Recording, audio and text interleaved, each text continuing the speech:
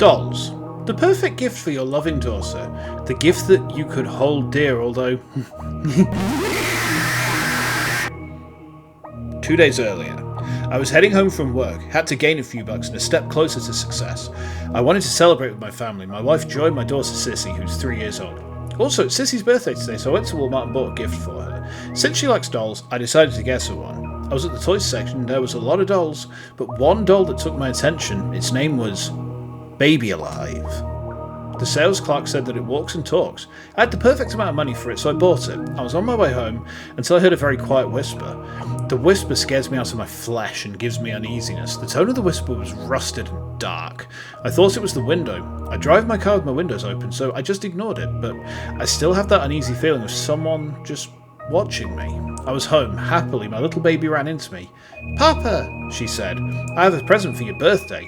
"What is it, Papa?" Then I brought out the gift box. Surprise! She opened it with joy, then finally revealing the doll.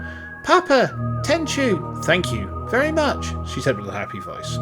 "So you got your raise," my wife told me. "Yeah, pretty much. The raise ain't bad," I said.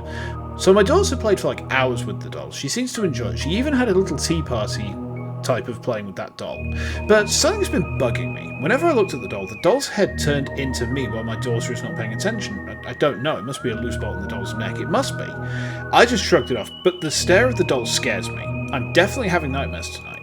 "Okay, darling, you should get to bed. It's getting late and kids don't sleep late." "But Papa, I want to play more." She was very sad, but I have to make her sleep. "Get to bed, darling, and I'll give you another doll if you want." "Yay, okay, Papa." She immediately went to her room with the doll. "Good night, sweetie. Don't let the bed bugs bite." "Good night, Papa." Then suddenly a quiet whisper said, "Good night, Daddy." With the same tone I heard from the whisper earlier. I shivered in fear. I looked around to see if anyone was there. The results are nothing. The room suddenly got cold. Everything got dark, although I haven't even turned off the light. The light started to flicker. The second time it flickered, I saw the doll standing, staring at me with those eyes. It made me very uncomfortable until the doll's eyes turned black and started crying blood. I screamed out loud on the top of my lungs, "What's happening?" The lights flickered again. This time I saw the doll holding a knife on her right hand and my baby's head. At that moment I thought my sanity snapped. I fell unconscious on the floor. When I woke up, I looked at my watch. It was only 5 minutes after that happened. Then I remembered. Sissy! I ran by her bed and saw her sleeping. I sighed with relief. I must have been having delusions since I had a hard day today. I closed the door and went into our room. "So did she enjoy with the new doll?" my wife said. "Yeah, she loved it, but..." "What is it, darling?" Actually, never mind. Let's talk about this tomorrow." My wife looked at me with a worried expression and said, "Are you sure, Luke? You're sweating." "Yeah, I'm sure. Good night." I gave her a kiss on the forehead and slept. That was a very, very bad idea. The dream I had still haunts me until now. I saw my daughter running around. "Catch me, Papa, catch me." "I'm coming, baby." We chase like nothing's going to break our happiness. "Okay, baby, I'm tired. We should stop." That's when I saw the doll. The doll had shiny black eyes and crying blood, just like what I saw in my delusion. Her arm was bleeding and was pulling my daughter. "Papa, help me!" I panicked, but I can't move. Fear was holding me back. I started to laugh, a short laugh, then I laughed uncontrollably. I'm losing my sanity right here. When I heard my daughter scream, it snapped me back to reality. I reached to her arm and held it tight. "Hold me, baby, don't let go." "Papa!" Then suddenly her arms ripped off. My daughter wailed in pain. I just stared at my daughter's arm, which I'm holding in my right hand. Then stared at the doll eating my daughter. The doll said with that voice again. This time it has a demonic tone. "Leave. Never leave me alone. Play with me." After that, I woke up from my sleep, drenched with cold sweat. "Darling," shouted my wife, "what's wrong?"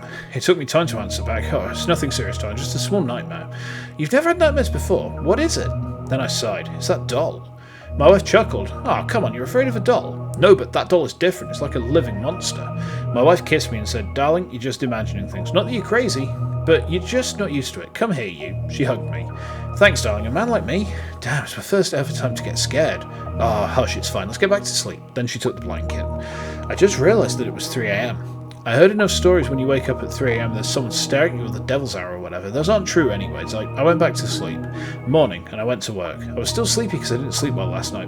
Was that dream true? What does it mean? Oh, I don't want to think about it anymore. I did notice that I was sleeping. "Wake up, you lazy bastard," shouted my boss. "Oh, sorry, sir, I'm sleepy. Get to work if you don't want your raise to be decreased." "Okay, sir, well, I'm really sorry again, sir. I can't believe it's my first time to get drowsy. Well, I may as well get back to work." I did my usual routine. Work, eat, rest. Work, go home. As soon as I reached my house, something felt wrong. I noticed that our lawn wasn't mowed. Impossible. I remember mowing it this morning. I then walked towards the door. As I held the doorknob, it was cold as ice. Then something suddenly banged the window. I saw my wife's head, bleeding. Her skull was broken open. Instantly, I panicked and opened the door, and as I opened the door, everything was normal. My daughter is playing with the doll again. My wife is in the kitchen, cooking. My daughter noticed me and ran at me with a smile. "Welcome home, Papa," she tackled me without knowing. "Yeah, I'm home." I managed to smile to make sure my daughter doesn't worry about me, but my wife saw that I was making a fake smile. I mouthed her, "Talk later." I then took a look at the doll to see it smiling. When I stared at its eyes, I knew what it's trying to say. You are dead. I shrugged it off, thinking I must be very tired to think such things like predicting what a doll could say, but when I looked at it again this time, the doll said it. My wife and daughter didn't notice it. I found it strange, but why? We act like we always do. But whenever I turn to look at the doll, it keeps disturbing me until I lose my appetite. I'm going to bed. "This early," my wife said. "I had a rough day." I went to our room and slammed my body to the bed. Sweet dreams. That voice again. It's the doll. I turned around to see the doll at my doorstep, staring at me with a knife. It lunged at me to stab me. Being an expert at fighting back bullies, I countered the attack and stabbed the doll. "What's happening up there?" my wife called out. She and my daughter went up. As they opened the door, I yelled at them to stand back. It was too late. The doll attacked my daughter and my wife. They were both defenseless. My wife protected my daughter and she was stabbed at the process. My daughter ran downstairs to call the police, while I, on the other hand, just lying on the floor watching the doll brutally murder my wife.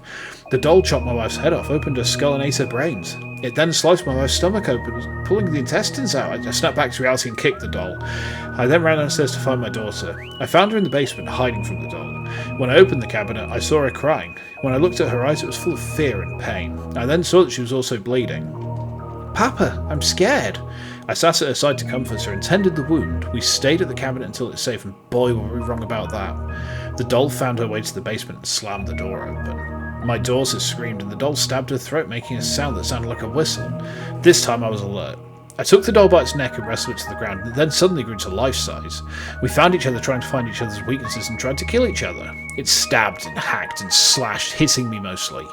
As the battle progressed, I then found out the doll was mimicking my movements. I made a gesture to stab my head. The doll did the same thing, thus ending its life. I then dropped to the floor, crying but laughing. Soon after, the cops came by and saw my wife and daughter's dead corpse. They also saw me and brought me to a psychologist because they saw me laughing hard, harder than I should be on the current situation. When I finally cooled down, I told the police my story. They believed all the details except one. The doll can't be real, they told me. It must be a person they brought in, but I said, no, it's real. I saw it in front of my very own eyes. Later on, I was sent on a psychologist and I was diagnosed with schizophrenia. I couldn't believe it, but it was true. All this doll nonsense, they were nothing but delusions and hallucinations. I was the one who murdered my own dear family. I was the one who murdered my wife brutally. I was the one who killed my own daughter. I was the one responsible. The cops felt sorry about me and instead bringing me to prison. They brought me to a mental asylum and stayed there for 3 months. They told me I was laughing all day long when I was insane before. Now I'm once again sane. I prepared the funeral for my daughter and for my wife. I shed a lot of tears on the funeral. Many people gave me their condolence, which wasn't helping at all. I then went home with the car. As soon as I head home, I saw the doll at the doorway, smiling at me. It said, "Welcome home, Papa." I smiled. I smiled like a maniac would. I brought the doll and went to the kitchen and brought out a knife. I went outside with the doll in my left arm and the knife in my right hand. Mum, is that you? I stood and opened the door. No one's outside. I must be hearing things. Breaking news. A family was brutally murdered last night. The bodies were found around the tables and were brutally deformed. They were all wearing formal attires and looked like they were having a tea party. A few days later, more crimes were reported with the same style of brutality. The curfew was then changed from 8 PM to 6 PM. Every time the police came, they would find a little note scribbled in blood from the victim that said, "We will always play together. Join us. Let us have fun."